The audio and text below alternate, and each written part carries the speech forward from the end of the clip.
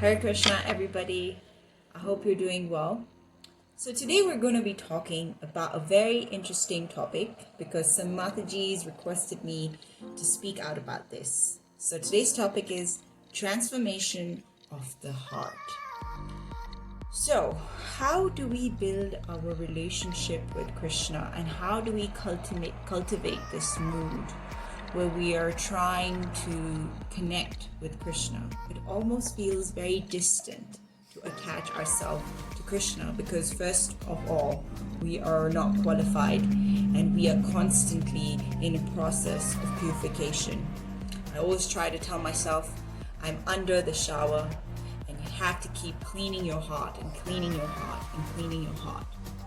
Sometimes when I'm doing service in the temple, I love cleaning the temple floors, and you have to actually get into the service wholeheartedly, knowing that when you're doing that service, it's not just any mundane job.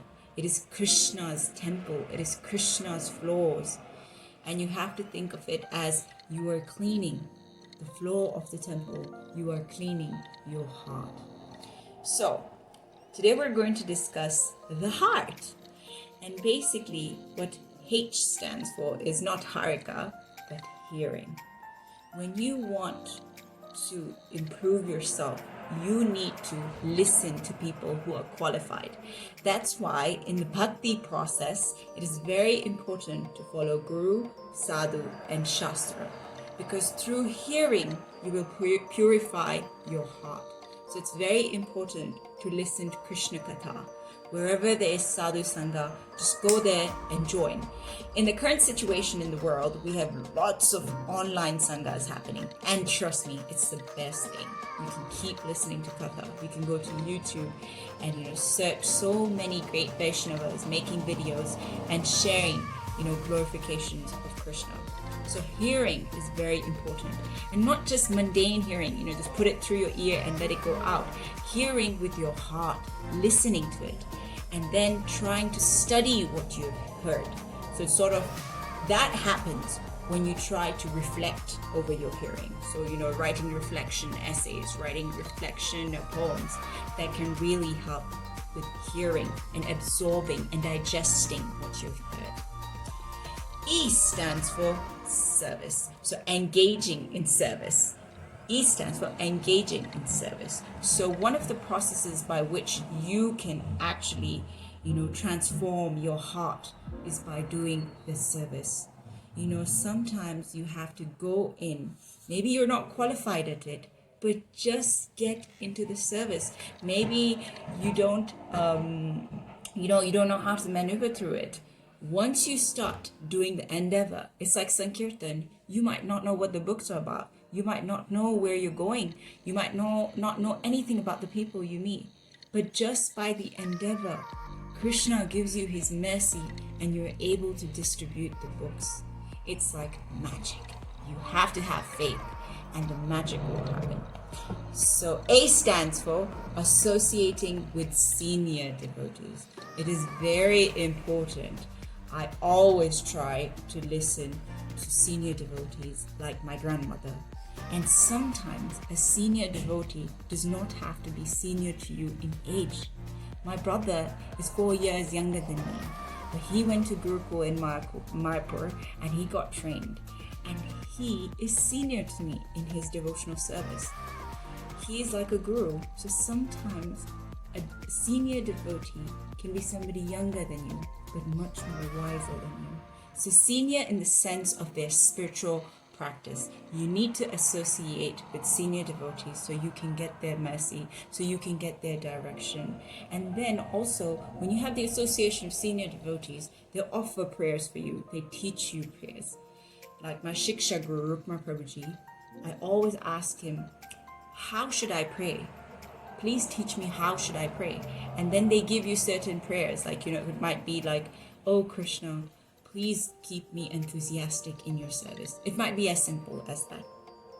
So association with senior devotees is very important in terms of their spiritual practice.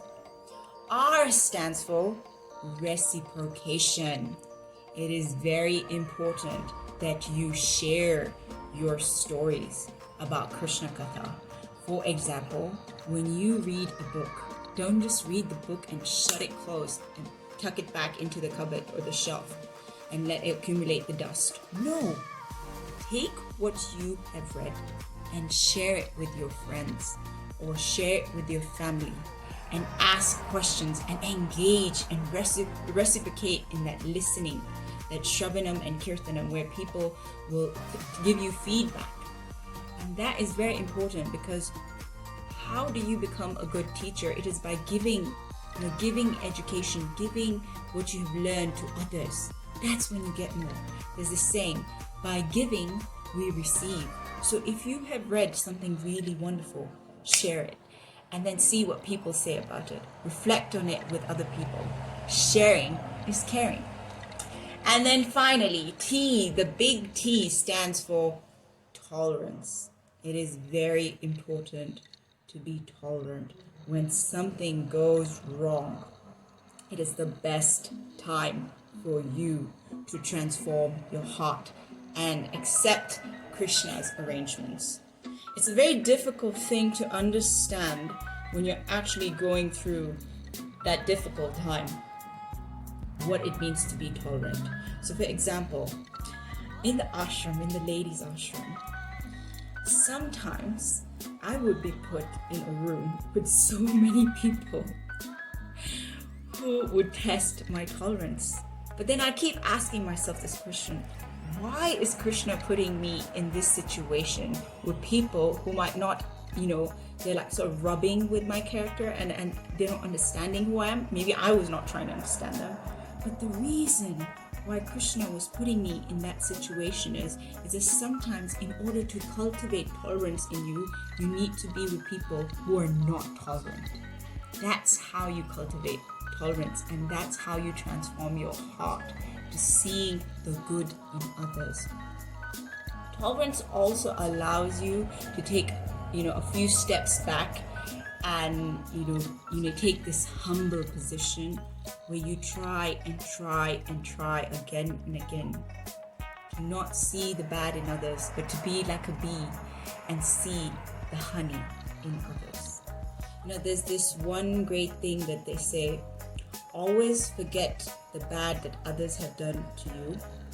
Always forget the good that you have done to others. Always remember the bad that you have done to others, and always remember the good that others have done to you.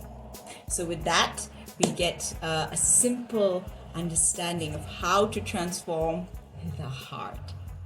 H for hearing, E for engaging in service, A for associate with senior devotees, R for reciprocate, share your stories, and T for tolerance, which cultivates eventually humility. Before I end, I'd like to read something very small and sweet about Prabhupada. And it talks about sthira, fixed in devotional service. In 1958, Srila Prabhupada was 63 when he accepted sannyas. As a renounced stage of devoting all his time and energy to the service of the Lord. During his next 6 years, he translated and commented on the first canto of Srimad Bhagavatam, which he published and took to America in 1965. It is difficult to understand the perfect state of his intelligence at this time, resolute, single-minded, clear of everything that could impede him in all he had to do in his service to his spiritual master, and willing to let Krishna do with him whatever Krishna liked. To preach in the West, he humbly repeated Krishna's message with strong faith in Krishna's names, and his glorious activities made Krishna glorious worldwide. He writes that when people are instructed about following the Supreme Personality of Godhead and they adopt Krishna consciousness, that is the victory of Lord. For Krishna then reclaims these souls. Srila Prabhupada is a general, a warrior winning these victories for the Lord. So with that, I'd like to end this video. Wish you all the best and Hare Krishna.